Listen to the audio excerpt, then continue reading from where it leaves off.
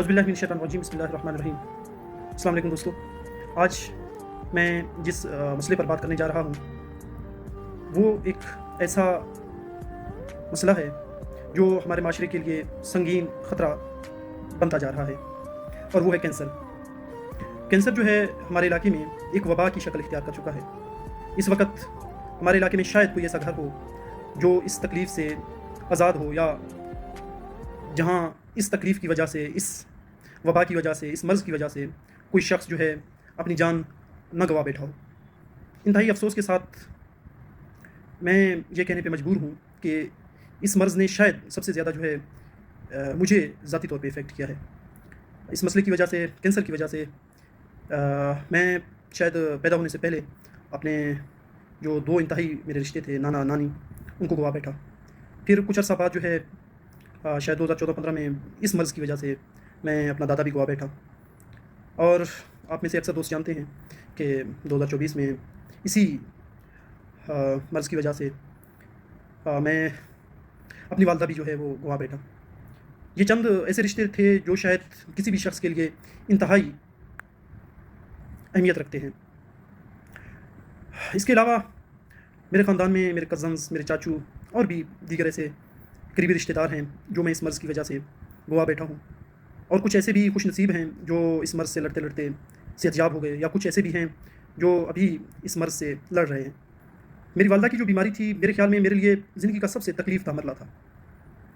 آپ کو پتہ ہوتا ہے کہ کینسر کا جو مرض ہے، اس کے جو علاج ہیں وہ بڑے سخت ہوتے ہیں۔ کیمو تھراپی، ریڈیو تھراپی، پھر آپریشن۔ کیمو تھراپی کی وجہ سے میری والدہ کی جو کنڈیشن تھی، جس تکلیف کا، جس درد کا ان کو سامنا کرنا پڑا، شاید میری زندگی میں اس سے تکلیف تھا جو وقت میں نہیں دیکھ سکوں گا۔ پورے مہینے جو ہے وہ کچھ کھا بھی نہیں سکتی تھی، کچھ پی بھی نہیں سکتی تھی، نہ سو سکتی تھی، نہ بیٹھ سکتی تھی، نہ چل سکتی تھی۔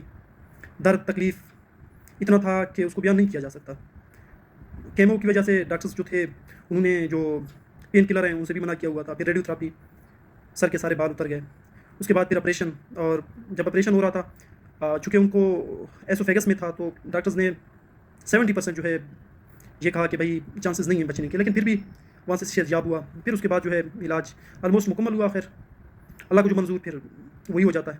میری والدہ کی وفات کی وجہ سے میرا جو پورا گھر ہے نا، وہ بہت زیادہ افیکٹ ہوا۔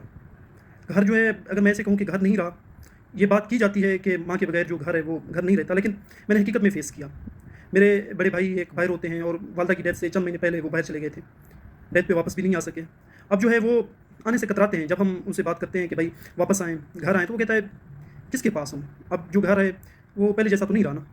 میری چھوٹی بہن جو ہے اس وجہ سے اتنا زیادہ ذہنی دباؤ کا شکار ہوئی کہ بس وہ اپنی جو کمرہ ہے اس تک محدود رہی ہے، کبھی باہر نکلتی نہیں ہے، کسی سے بات نہیں کرتی، مطلب چڑچڑی سی بن گئی ہے۔ اس کے علاوہ پورے گھر کا جو حالت ہے وہ میں آپ کو نہیں بیان کر سکتا۔ یہ صرف ایک کہانی نہیں بلکہ وہ دکھ ہے جو میں نے آپ کے ساتھ شیئر کیا۔ یہ صرف میری کہانی نہیں ہے، گھر گھر کی یہی کہانی ہے۔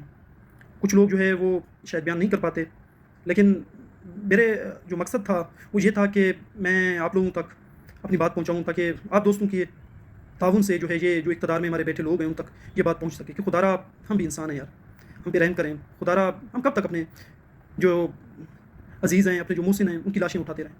ہم کب تک اس تکلیف کا سامنا کرتے رہیں؟ انسان کو صرف ذہنی طور پر، جذباتی طور پر افیکٹ کرتے ہیں، بلکہ مالی طور پر بھی افیکٹ کرتے ہیں، اور بہت زیادہ افیکٹ کرتے ہیں۔ اور ہمارے علاقے میں ہر گھر کو جو ہے اس تکلیف کا سامنا ہے۔ مال جو ہے اس کا تو اتنا مسئلہ نہیں ہے، لیکن ایک رشتہ جو ہے اگر وہ چھوٹ جائے تو اس کی وجہ سے جو تکلیف ہوتی ہے وہ ناقابل تردید ہے، ناقابل بیان ہے۔ میں حکومت وقت سے، متعلقہ اداروں سے، اس کے علاوہ جو مخیر حضرات ہیں، اگر حکومت ہماری طرف نہیں دیکھتا، ادارے ہماری طرف نہیں دیکھتے، تو میں ان سے اپیل کرتا ہوں کہ خدا را اس مسئلے کو سیریس لیں، اس مسئلے پر ہمارا ساتھ دیں، جتنا ہو سکتا ہے ہماری آواز بنے، اور حکومت جو ہے وہ ہمارے علاقے میں ہسپتال کی بنیاد رکھے، ہسپتال بنائے، مریضوں کو ادویات جو ہے وہ مہیا کرے۔ اس کے علاوہ جو ہے سب سے جو میرے خیال میں اہم چیز ہے وہ یہ ہے کہ جو اس مرض کی تشخیص ہے وہ لازمی ہے کہ یہ مرض پھیل کس وجہ سے رہا ہے، اس مرض کی وجوہات کیا ہیں۔ حکومت جو ہے وہ ریسرچ کے جو مراکز ہیں وہ قائم کرے اور تحقیق کرے کہ یہ کس وجہ سے پھیل رہا ہے، لوگوں میں آگاہی جو ہے وہ پیدا کرے، تاکہ جس وجہ سے پھیل رہا ہے لوگ اس چیز سے اجتناب کریں، اس چیز سے خود کو بچائیں۔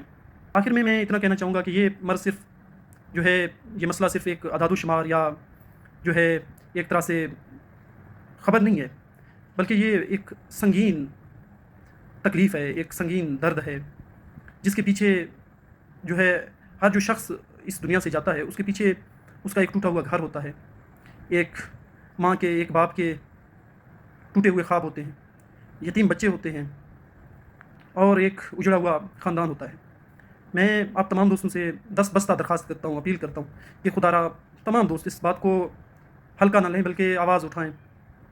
ایسا نہ ہو کہ آپ لوگ بھی میری طرح آپ لوگوں کا گھر بھی اجڑ جائے، اور جو بات میں آج کر رہا ہوں یہی بات جو ہے کل آپ جو ہے کی زبان پر جاری ہو، یا آپ اس بات کو دہرا رہے ہوں۔ خدا را ہماری آواز بنے، اور حکومت سے میں ایک دفعہ پھر اپیل کرتا ہوں کہ خدا را ہمیں انسان سمجھے۔ ہم کیا مانگ رہے ہیں؟ ہم میٹرو نہیں مانگ رہے، ہم سڑکیں نہیں مانگ رہے، ہم کوئی اور چیز نہیں مانگ رہے آپ لوگوں سے، ہم صحت مانگ رہے ہیں، جینے کا حق مانگ رہے ہیں، جو کہ ہمارے آئین میں واضح طور پہ لکھا ہوا ہے کہ ہر انسان کو جینے کا حق ہے، ہر انسان کی جو صحت کی بنیادی سہولیات ہیں وہ اس کا حق ہے۔ خدا را ہم پہ رحم کریں، خدا را ہم پہ ترس کریں۔ لاہور میں، فیصل آباد میں، ملتان میں اگر میٹرو بن سکتے ہیں، اربوں کے پروجیکٹ شروع ہو سکتے ہیں، تو کیوں ہمارے علاقے میں ایک اسپتال نہیں بن سکتا؟ خدا را ہم پہ ترس کھائیں، خدا را ہم پہ رحم کریں، خدا را ہمیں اجڑنے سے بچائیں۔ آخر میں ایک دفعہ پھر آپ دوستوں سے اپیل کرتا ہوں کہ ہماری آواز بنے۔ اللہ تعالیٰ آپ سب پر رحم فرماوے، اور ہمارے جتنے بھی مرحومین ہیں ان کی مغفرت فرمائے، اور جو دوست اس مرض کی وجہ سے افیکٹڈ ہے اللہ تعالیٰ ان کو صحت کاملہ عطا فرمائے۔ والسلام۔